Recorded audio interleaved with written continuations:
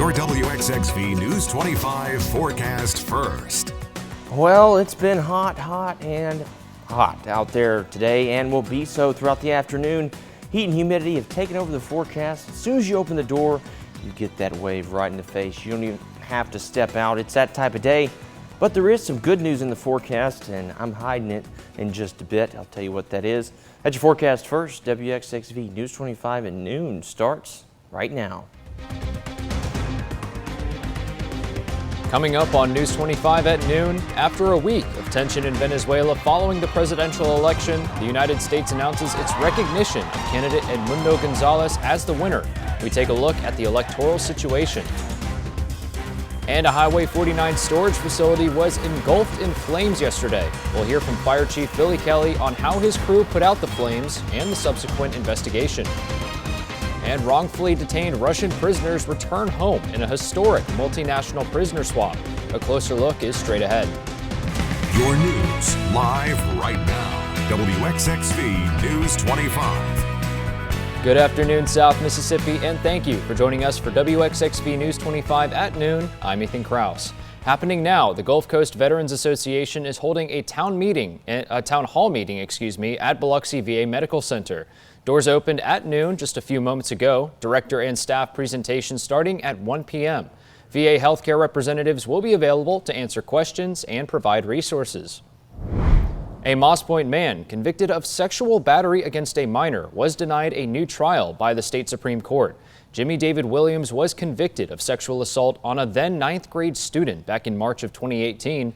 According to testimony at the trial, Williams approached the student while she was en route to school, forced her into his vehicle at gunpoint, and sexually assaulted her before dropping her off at school. On January 19, 2023, Williams was sentenced to serve a 30-year day-for-day sentence, which he appealed, asking for a new trial, but was later denied. And breaking overnight, after a week of tension in Venezuela following the presidential election, the United States announces its recognition of candidate Edmundo Gonzalez as the winner.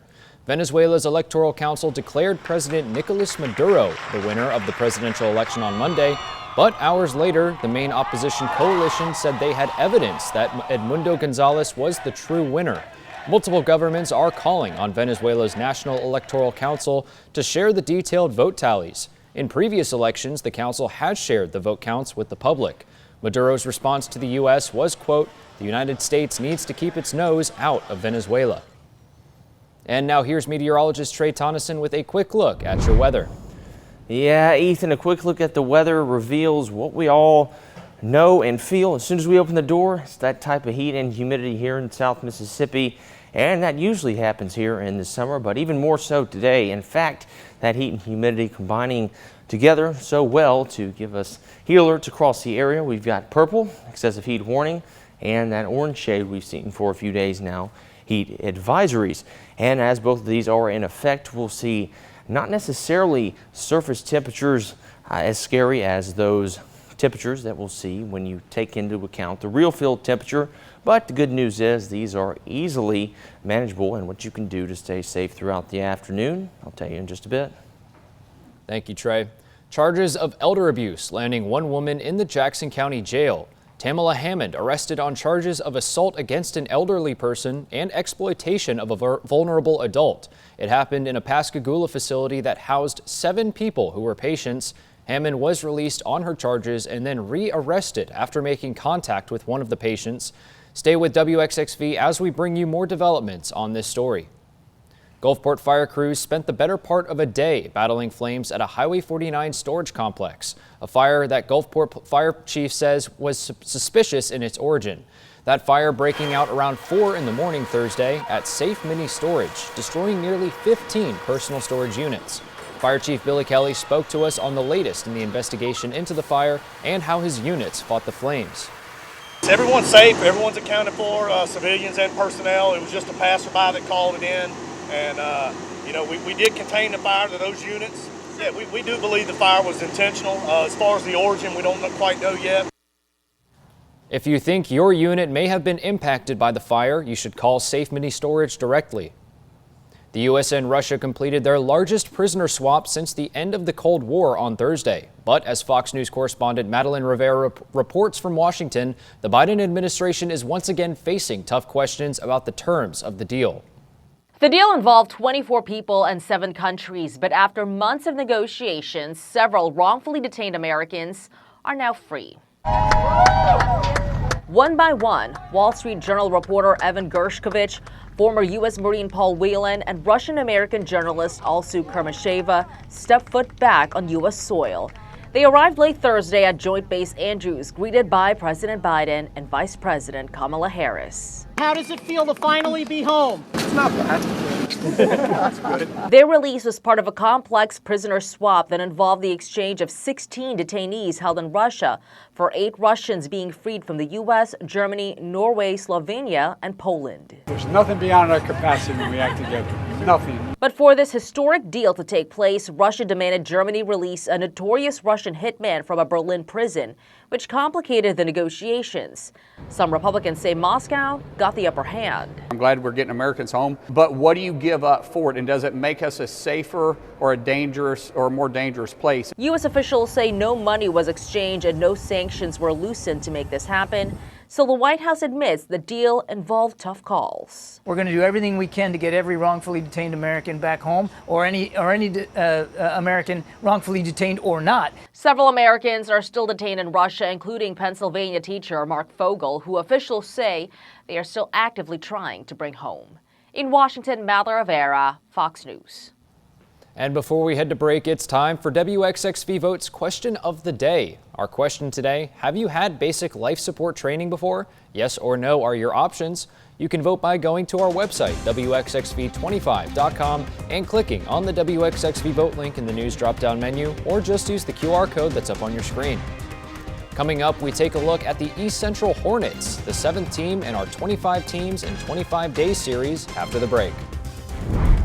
After such a long and calm period dealing with the tropics, a lot of stir going on about the area behind me. I'll tell you why we do see some good news, what's concerning, and where it most likely will head in terms of development over the next few days. And as always, for the latest news and weather, all you have to do is visit our website, WXXV25.com. And if you see news happening where you live, reach out to us by email at news@WXXV25.com. Your news live right now. WXXV News 25 Authority. Well, let's go ahead and jump on outside, and courtesy of your Scarlet Pearl Tower camera. Beautiful setup this afternoon as you look out from the Scarlet Pearl. Nice blue sky with some clouds scattered in there. The heat already getting to me. Can barely get the words out. But here's a look at the Doppler radar. Don't even have to turn around. It doesn't look like there's much going on there, and that's no surprise. But as we head into the afternoon, what really puts, I don't want to make a pun, but damper on the afternoon, of course, are these temperatures here. And these temperatures now themselves, the temperatures alone, getting into the mid to upper 90s, and that seems to be pretty much throughout our area as well, all the way from the coast up towards the northern counties as well, our top 3. But you add in that feels like temperature, and my goodness, that's just downright ridiculous as you head out the door. Not only is this your typical summer feel with the heat and humidity, and sometimes we get that feeling where you open the door and you feel it hits you right in the face. This will be just even worse than that, because you run out of words to describe. It's hot, it's humid, and it's just flat out the type of heat and humidity that's ridiculous and also dangerous.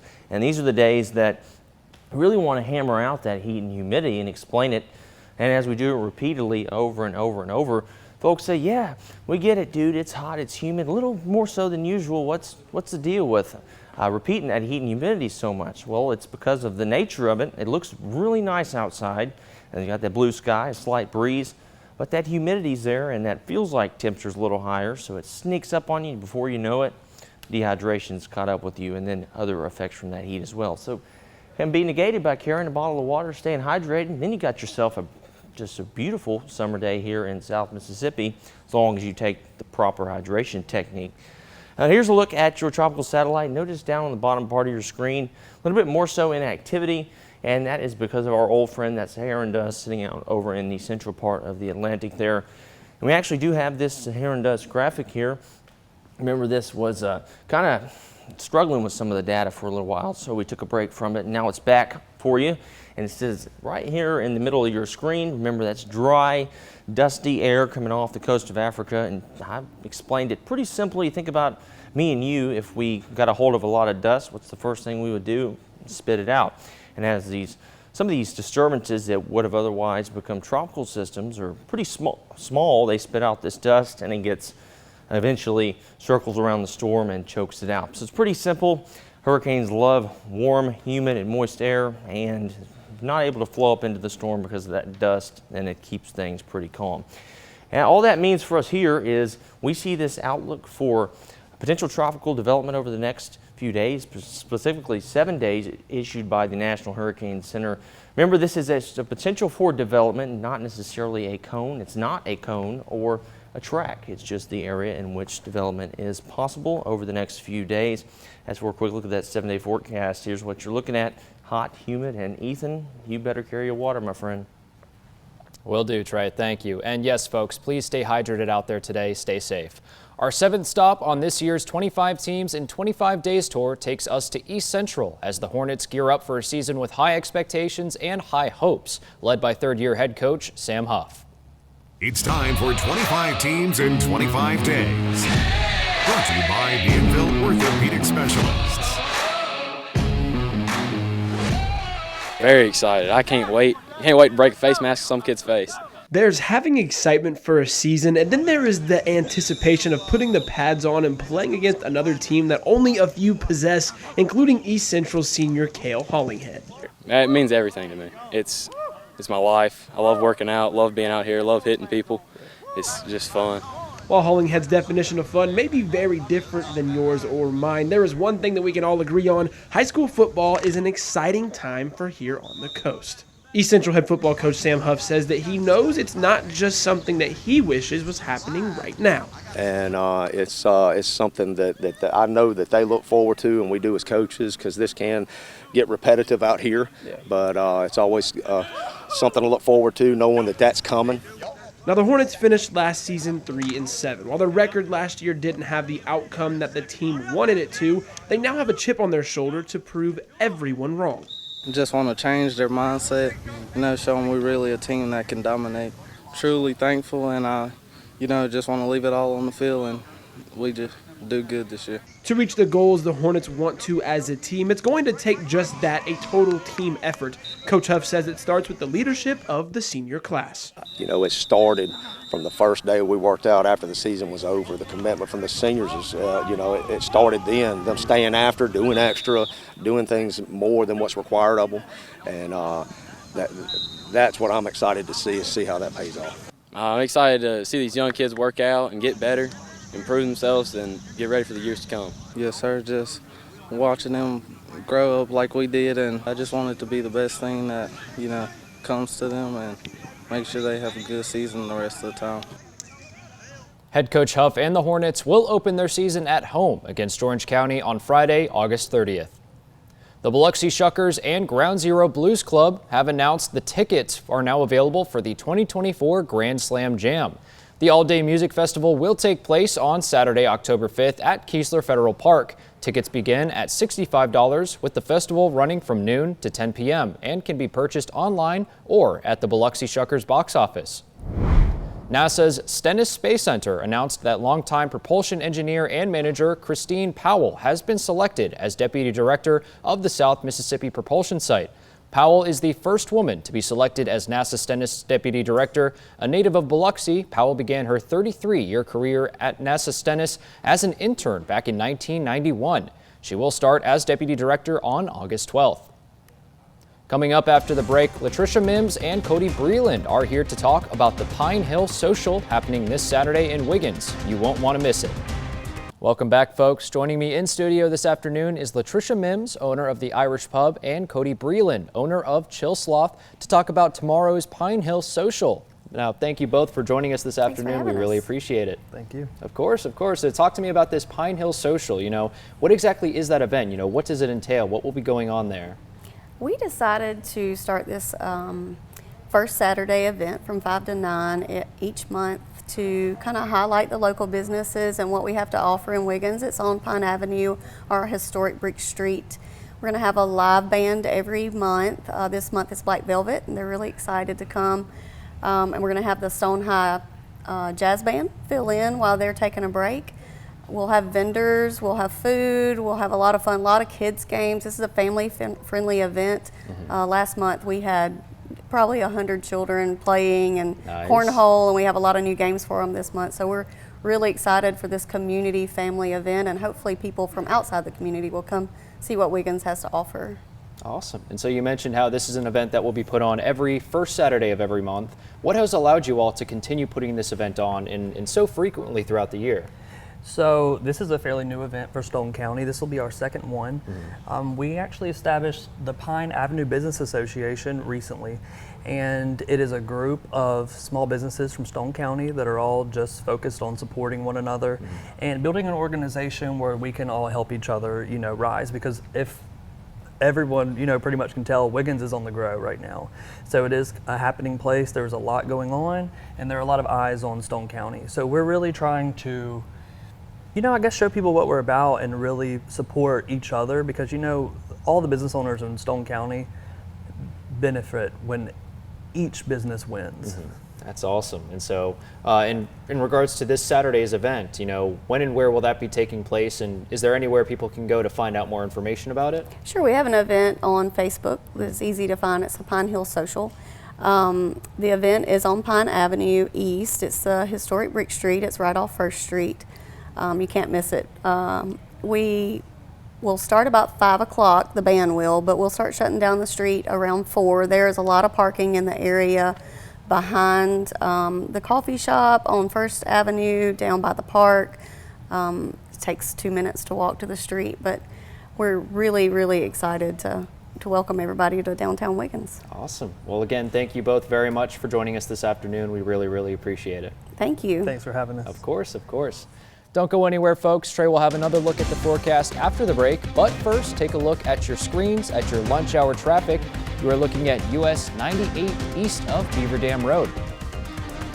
Now, your weather authority. Sponsored by Red Pest Solutions, celebrating 70 years. Good afternoon once again, South Mississippi. Thanks for sticking with us for WXXV News 25 at noon. As we rolled past the noon time frame, heat and humidity, those heat alerts still roll with us into the afternoon hours. Those as expected, no surprises there. And another point of focus this week is the tropics, and those are really the first time in a couple weeks that we see a widespread interest in what's going on out there. This shade here is what you see on your screen that's different from yesterday at this time. Remember, yesterday we saw an orange color scheme here, and that was indicating 40 to 60% likelihood of development. The National Weather Service has increased that up above 60% chance of development over the next 7 days. And the reason for that, I'm not quite sure what type of setup and structure this particular potential system is going to come out of the islands with and up into the Gulf of Mexico, but it does look like models are trending this more towards the north and east. What that means, Ethan, is still need to monitor it, but just don't get overly scared. Pay attention, be prepared just in case, but as of now, nothing to note in terms to that. Thank you, Trey. Plenty of events going on around the coast to tell you about this evening. Happening tonight, the First Friday Block Party takes over downtown Biloxi. Live music, arts and craft vendors, and lots of good times will fill Howard Avenue. Don't forget to bring those lawn chairs. The fun begins at 5 p.m. Over at IP Casino Resort, there's a white linen party and fish fry. Theodis Ely, the stand-up-in-it blues man, is set to attend. Tickets are $150 per person. A portion of the proceeds will go towards the Blues Got a Soul youth education program. And we're staying in Biloxi now to tell you about the Kudzu Kings performance at Ground Zero Blues Club happening tonight. Tickets for this event start at $30 a person, and it all begins at 7 p.m. Just down the road in Gulfport, Cinema by the Shore hits the big screen tonight. The movie feature is Mario Brothers at the Barksdale Pavilion. The show starts at 6 p.m. A community pep rally is set to take place this evening in Pascagoula. Many local vendors and food are set to fill the downtown area. from 5 to 8 p.m. So come on and support your Panthers. Long Beach Live is back for the first Friday of August. This event is set to be held in downtown, and tonight's live music performance is Kelsey Moran. This event is free to attend, and it begins at 7. And last but certainly not least, another First Friday event is happening tonight. The First Friday on the River returns to Riverfront Park. The headlining act is For Real Show and Band, with the fun starting at 5. And coming up after the break, we've been hearing all about how hot it is this weekend and how hot it'll be. Well, the one way to cool down is enjoying a staple summer snack, as tomorrow is National Watermelon Day. Well, as I've heard Trey talk about it all morning, and you all just heard him talking about it, it has been hot out recently. Yeah. And with the summer heat at full tilt, it's time to cool off with a summer picnic staple. Saturday is National Watermelon Day, which comes around every August 3rd. Some fun facts about watermelon: they're about 90% water and come in at an estimated 1,200 varieties. Go ahead and pick one up at the grocery store or local farmer's market, or just visit a pick-your-own watermelon patch, cut it up into wedges, or make a fruit salad. What's your favorite way to have watermelon, Trey? Ethan, I was a picky child, as you know, food-wise, so it took me a while to finally get into it, but I've tried salting it. Salting it's a little different, but Salt in the watermelon. You never heard that either? I've heard of it, but I've never tried it. Well, now I'm surprised. Usually it's the other way around. You've been teaching me Usually things. I'm the one shocked. What about you? What's the way tried. to do it? I just do the wedges, like the triangle wedges. Well, that's just cutting it up. So you just It's the only way to enjoy it. So you just eat it? I just eat it. All right, brother. Thank you so much for joining us, folks. Be sure to join us back again at 5 for more local news and weather.